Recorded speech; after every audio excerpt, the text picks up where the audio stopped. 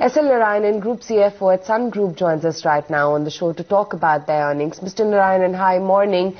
The second quarter, which is traditionally a lean quarter, has been far more turbulent than earlier anticipated for you guys this time around. The revenue growth has been muted, while losses on operational as well as bottom line have ballooned beyond belief. Walk us through that and tell us what's the sequential position now on your market share as well as revenue mix across the international and regional segments. Yeah, for hosting this morning, I think September quarter is something that we'd like to forget in a hurry because the rupee was subject to some extraordinary weaknesses and also volatility. Very often we were, kept guessing levels for rupee to hedge off and hedge. We also saw the impact of the weak rupee translating into higher ATF prices. So despite a higher proportion of overseas routes in the overall revenue mix, we did have some impact as a result of high fuel prices.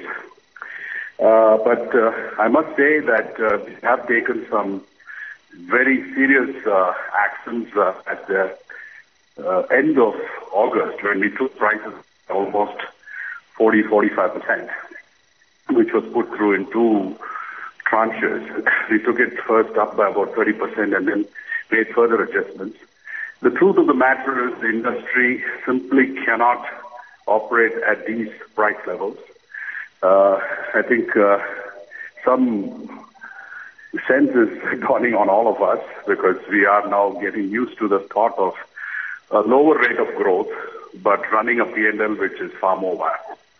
So at a very broad level, you will see growth tapering off, but I think margins will become a lot more attractive as we go into the rest of the year. And indeed, this is going to be the theme for the next financial year as well. An impact, Mr. Narayanan, do you mean that losses could widen come next quarter as well, and perhaps this is not it? No, as I mentioned, we have taken prices up, so you will see losses. And as you know, December is also a quarter when loads go up because a lot of tourist arrivals happen. A lot of NRIs come into India for the holiday season. And every time they come into India, they make at least 2 or 3 trips within India, either to visit extended family or to visit pilgrim centers. So this quarter, and as you know, between June and December is when the airline industry makes its money. And because of the low load factors in March and September quarters, traditionally, these 2 quarters have been losing money.